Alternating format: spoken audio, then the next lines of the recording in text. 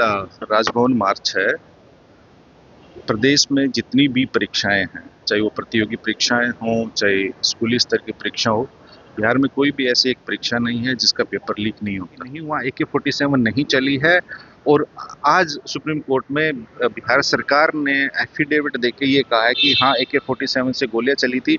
अब आप ये बताइए कि संसद, केंद्र सरकार, इस भारतीय जनता पार्टी के वरिष्ठ केंद्रीय मंत्री संसद के माध्यम से देश को गुमराह कर रहे हैं। हम तो कह रहे हैं ऐसे जो मंत्री जिन्होंने ये वक्तव्य दिया उनके खिलाफ प्रिविलेज मोशन लेके आना चाहिए। जाति विशेष के प्रति प्रधानमंत्री ने बिहार में आके क्या कहा? दिमागी नक्सल तो वो हैं जो शिक्षक की 6 गोली मार रहे थे छाती में। नक्सलियों की भाषा तो प्रधानमंत्री जी की थी यहाँ जब बिहार में आए। नमस्कार, न्यूज फॉर नेशन देख रहे हैं और मैं हूं आपके साथ रंजन सिंह। कल तेजस्वी यादव के द्वारा राजभवन मार्च बुलाया गया है जिसमें तमाम पार्टी के विधायक और सांसद भी मौजूद रहेंगे। आज अहले सुबह मीसा भारती पटना पहुंची, उसी के बाद जो है राज्यसभा सांसद संजय यादव भी पटना पहुंचे। बता दें आपको कि 19 तारीख को जो राजभवन मार्च होना है, सिवान में गोली चलाई गई AK-47 मामले में, उस पूरे मामले को लेकर जो है वो राजभवन मार्च किया जा रहा है। संजय यादव ने प्रधानमंत्री नरेंद्र मोदी ने जो बातें कही नक्सली दिमागी है, उस पूरे मुद्दे को लेकर उन्होंने क्या कुछ कहा है पटना एयरपोर्ट पर, आप खुद सुनिए। राजभवन मार्च है। प्रदेश में जितनी भी परीक्षाएं हैं, चाहे वो प्रतियोगी परीक्षाएं हों, चाहे स्कूली स्तर की परीक्षा हो, बिहार में कोई भी ऐसी एक परीक्षा नहीं है जिसका पेपर लीक नहीं होता। और जो पूरी बहाली प्रक्रिया है, हर बहाली में पेपर लीक होता है, या चाहे फिर इंटरव्यू में पक्षपात होता है, क्षेत्रवाद होता है, जातिवाद होता है, वो सबको पता है। तो ये किसी से नहीं छुपा है। बिहार देश का सबसे अधिक युवा आबादी वाला प्रदेश है। उस प्रदेश में गुणवत्तापूर्ण शिक्षा में बिहार सबसे फिसड्डी है। नामांकन दर पूरे देश में बिहार की सबसे कम है। स्कूल ड्रॉप आउट रेट सबसे अधिक है। तो बिहार के युवाओं की एक साधारण सी मांग है कि भाई जितनी भी आपकी परीक्षाएं हैं वो पारदर्शी तरीके से हो, उसमें किसी प्रकार का पक्षपात ना हो। तो स्टूडेंट्स हैं, यूथ हैं, उनकी एक ही मांग है कि पूरा जो एग्जामिनेशन सिस्टम है वो ट्रांसपेरेंट हो, उसमें रेगुलरिटी हो, उसकी सैंक्टिटी हो, और उसकी जो इंटीग्रिटी है एग्जामिनेशन सिस्टम की वो बरकरार रहे। यही तो चीज़ें साधारण सी मांग रहे हैं।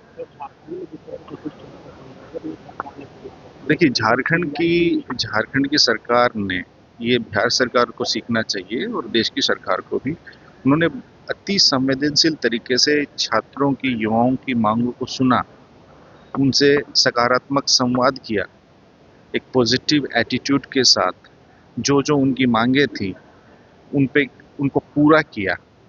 और झारखंड के छात्रों पे कोई कील लगी हुई लाठियां नहीं बरसी। झारखंड के छात्रों पे बिना नेम प्लेट के और सादे ड्रेस में पुलिस कर्मियों ने मारपीट नहीं की। झारखंड के छात्रों पे कोई पैलेट गन नहीं चली। झारखंड के छात्रों पे कोई AK-47 नहीं चली। तो ये बुनियादी फर्क है।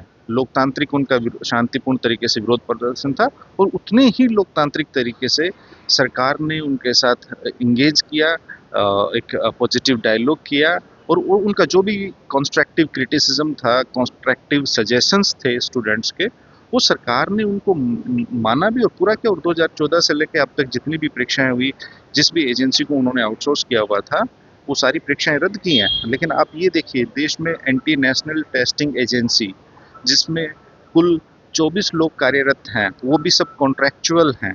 अभी भी PhD और जो NET के जो एग्जाम्स था वो भी रद्द हुआ है।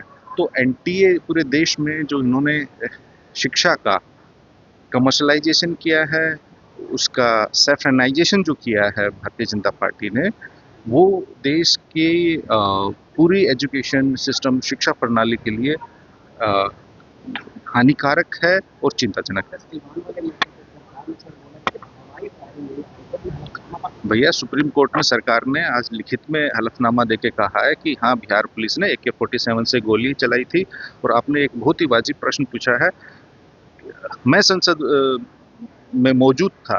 भारत सरकार के एक वरिष्ठ मंत्री ने उठकर ये कहा कि नहीं, वहाँ AK-47 नहीं चली है और आज सुप्रीम कोर्ट में बिहार सरकार ने एफिडेविट देके ये कहा है कि हाँ AK-47 से गोलियां चली थी। अब आप ये बताइए कि संसद केंद्र सरकार, इस भारतीय जनता पार्टी के वरिष्ठ केंद्रीय मंत्री संसद के माध्यम से देश को गुमराह कर रहे हैं। हम तो कह रहे हैं ऐसे जो मंत्री जिन्होंने ये वक्तव्य दिया उनके खिलाफ प्रिविलेज मोशन लेके आना चाहिए। सर, प्रधानमंत्री ने जिस तरह से दिमागी नक्सली की बात की उसको लेकर के बवाल मचाना कैसे देखते हैं?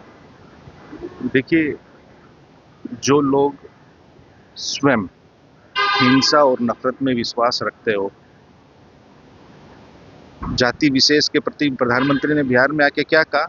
दिमागी नक्सल तो वो हैं जो शिक्षक की 6 गोली मार रहे थे छाती में।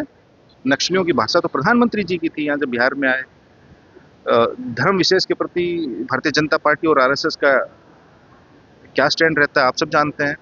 तो जो लोग खुद तर्क में, तथ्य में, संवाद में विश्वास नहीं रखते, वो लोग खुद दिमागी नक्सल है। मतलब जो हम तो ये कहेंगे, जो लोग देशभक्त हैं वो दिमागी नक्सल हैं और जो अंधभक्त हैं वो भगवान नक्सली हैं। सर, बंगाल